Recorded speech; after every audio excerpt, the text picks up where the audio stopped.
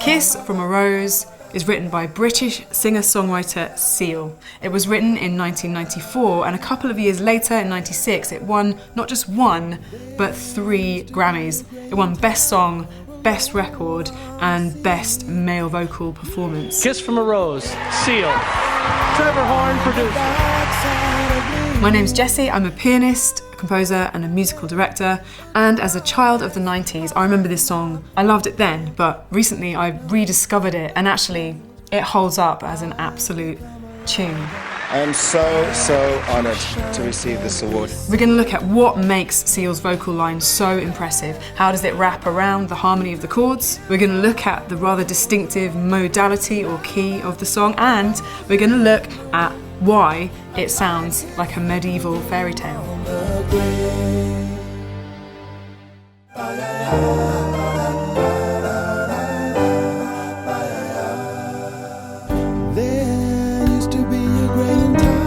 Okay, so let's look at modality first of all.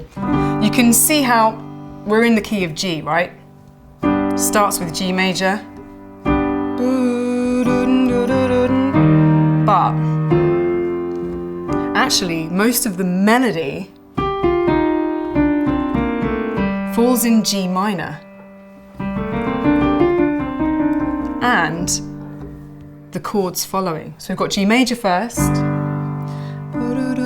E flat, which is kind of like a flat 6 if we were in the minor scale, F, which is a flat 7 if we're in the minor scale, back to G.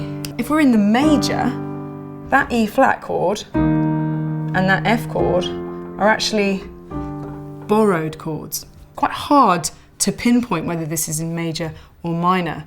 And that's because of this modal interchange or borrowing of chords that's going on. So let me tell you a bit about modal interchange. It sounds scary, but it's not. Essentially, what it means is when a chord is borrowed from a parallel key and it's just lobbed in there, which temporarily is surprising. It's different from a modulation, which is where you change key entirely and you prepare your listener for a new kind of tonal home to sit in. This is not that. It's a kind of, a bit of a shock chord. If you're still with me, the discussion is this a minor or a major piece? And you could argue it either way. You could say that because most of the chords we're using and most of the melody is in the minor, that it's actually G minor, but then it interchanges or borrows from G major in these really amazing moments.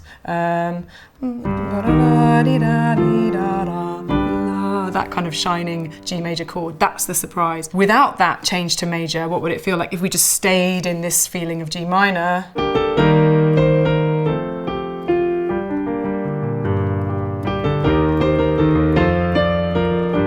But it's safer, right? It wants to stay there, but it doesn't.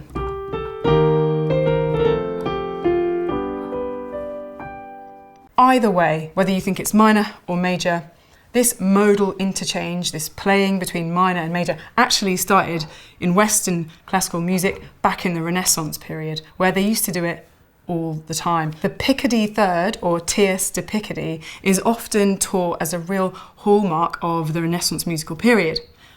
What happens there is you're in a minor mode, and right at the end of the piece, it changes from the minor to the major, and you throw a major chord in on the tonic or the root note. So if we were in A minor all the way through, at the end it would change to A major. So this chord was often then described as the happy chord. Interesting, right, that our emotions can be kind of controlled by the change of one note within a chord, the raising of the minor third to the major third. Here's an example of Bach, big Baroque composer, chucking a tierce de Picardy or a Picardy third, basically a surprise major chord in at the end of one of his pieces.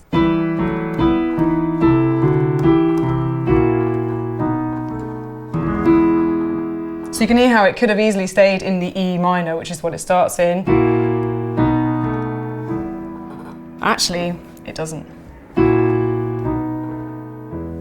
So what this does is it has an effect on our emotions as a listener. It started back in the Renaissance period, but actually modal interchange, the play between minor and major, happens in so much pop music. And it's what Seal is doing all the way through this tune. We can't help but prick up our ears at that point. So aside from the modality of the song, giving it that kind of medieval feel, we've got loads of orchestration or instrumentation, which is also giving it an older kind of colour. So let's have a listen. We start with an a cappella, and then the oboe comes in.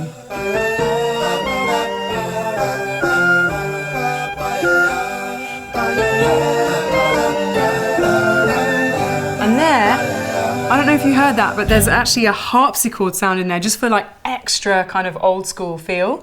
And not only is it there giving a kind of colour instrumentally, but it also has a little ornament, which is a real classic kind of signature.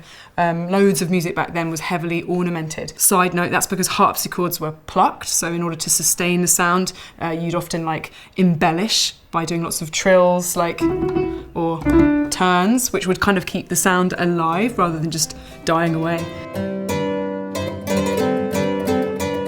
Anyway, so we'll just have one more listen and you can have a listen out for that little ornamentation in the harpsichord.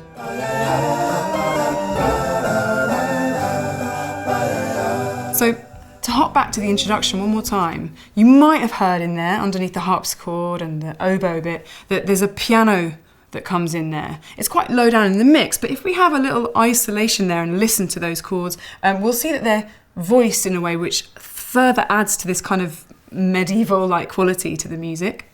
And that's because there's loads of open fifths in there.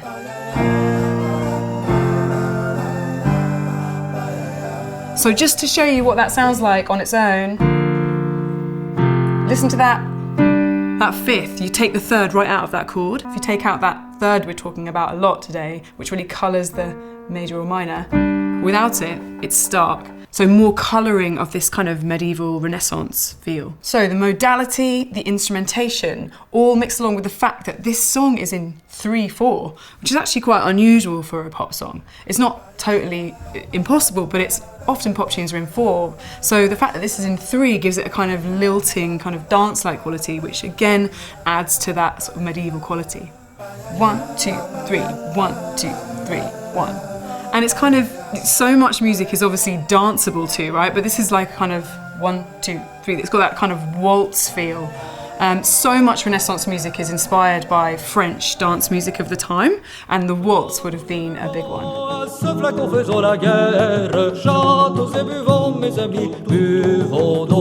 Interesting fact, this song was used on the soundtrack for Batman Forever, which actually, although that surprised me at first, it makes sense because of that kind of old worldly kind of fairy tale feel that we've been talking about. Kind of sounds timeless and epic. So alongside looking at that medieval fairy tale sound that we've talked about, now I think it's time for us to just dig into what makes this such an incredible melody. There used to be a graying tower alone on the sea.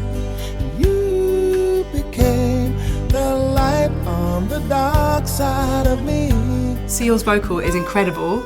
No wonder he won a Grammy. It starts right in off the bat with a real scrunch in there. There used to be a graying tower. So that there is a sus4 chord, which means that we've got the 4th note of the chord. In this case, we're in a G, right? So G, A, B, C is the 4th note. And we haven't got the 3rd in there until we resolve down to it. So there, melody there, really following that resolution. There used to be a graying tower. That's such a cool interval, right? So we've got here one of the best chords of all time, the major 7. And I love a major 7. Seal litters the whole tune with major 7s, and it kind of, don't know how you describe it, sort of scrunchy, soulful. And that 7 there, that major 7 there pitted against the root note, it's kind of like as far away as you can be, but also as next door neighbour as you can be at the same time. Tower. But it drops down to another super interesting note, which is kind of the 9th, I guess, of that chord. It's an F. So we've got the major 7 going down to kind of the 9th of the chord. Tower, alone on the sea. Nice, so we've got our friendly major note in there, major chord, G major. That is so good. Can you hear another major 7 there coming in, real scrunch. You remain. That's so pleasing. It's so pleasing to sing, it's so pleasing to hear.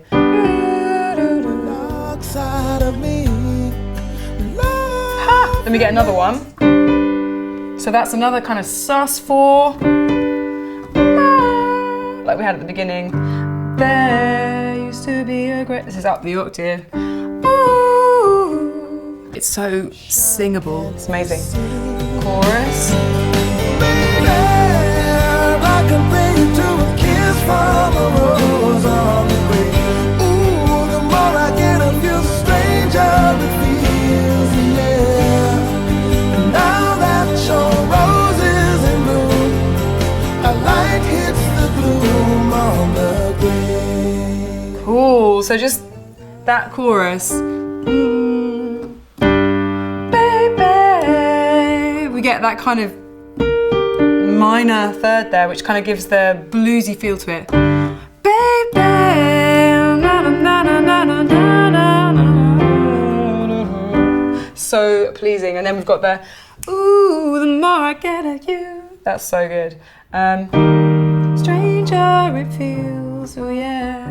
Another sus4 there.